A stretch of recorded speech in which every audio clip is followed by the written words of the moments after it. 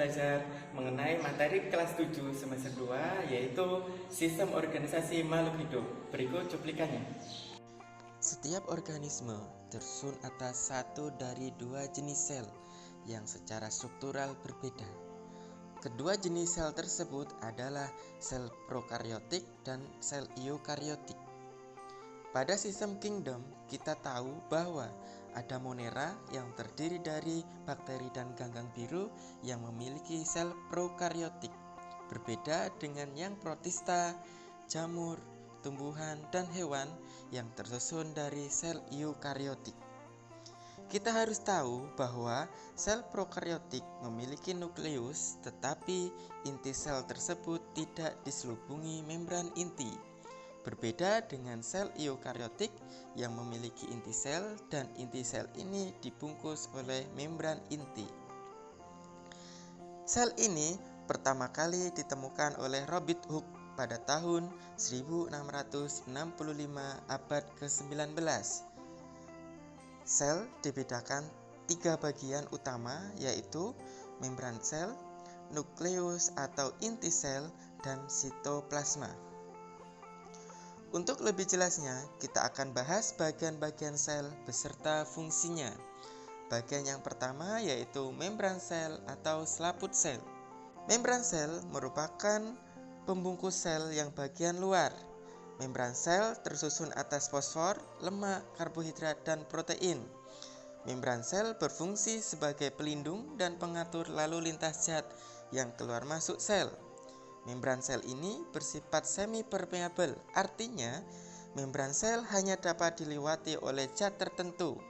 Zat yang dapat melewati membran sel ini misalnya air, oksigen, zat yang larut dalam lemak, dan ion tertentu. Gula dan protein tidak dapat melewati membran sel.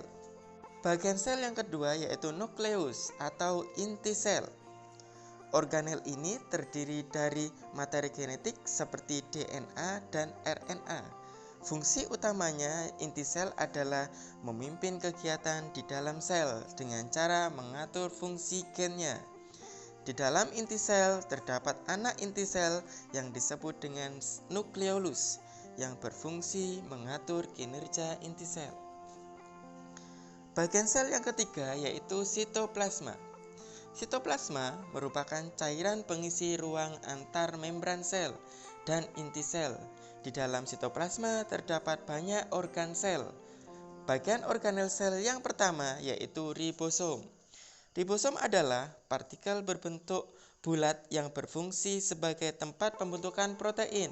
Bagian ini merupakan organel terkecil dari organel sel. Ribosom ini melekat pada retikulum endoplasma dan ada pula yang bebas. Retikulum endoplasma atau yang disingkat retikulum RE merupakan organel yang terdiri dari atas membran-membran yang tersusun secara paralel. Ada dua tipe retikulum endoplasma, yaitu retikulum endoplasma kasar dan halus. Retikulum endoplasma berfungsi selain sebagai tempat melekatnya ribosom, juga berperan sebagai melakukan sekresi protein dan lemak. Organel berikutnya yaitu mitokondria. Mitokondria mengandung enzim yang dapat melepaskan energi dalam bentuk makanan pada proses respirasi sel, sehingga mitokondria disebut sebagai powerhouse atau pabrik energinya. Setiap mitokondria memiliki membran dalam dan luar. Membran dalam berbentuk lipatan yang disebut dengan krista. Fungsi utama mitokondria sebagai pusat respirasi sel.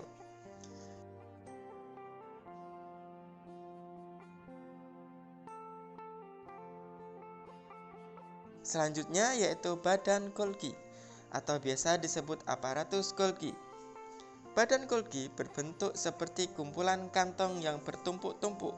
Badan Golgi berperan untuk memodifikasi bahan-bahan yang dihasilkan oleh RE dan menyalurkan ke organel-organel yang membutuhkan. Organel yang berikutnya yaitu vakuola. Vakuola adalah rongga yang berisi cairan. Vakuola lebih sering ditemukan di sel tumbuhan daripada sel hewan. Vakuola ada dua jenis, yaitu vakuola makanan dan vakuola berdenyut. Vakuola makanan berfungsi sebagai tempat pencernaan, sedangkan vakuola berdenyut berfungsi sebagai alat pengeluaran. Perbedaan sel hewan dan sel tumbuhan pada umumnya yaitu pada dinding sel. Pada sel tumbuhan memiliki dinding sel, sedangkan pada sel hewan tidak memiliki dinding sel. Untuk lebih jelasnya terkait perbedaan sel hewan dengan sel tumbuhan dapat kita amati pada tabel berikut.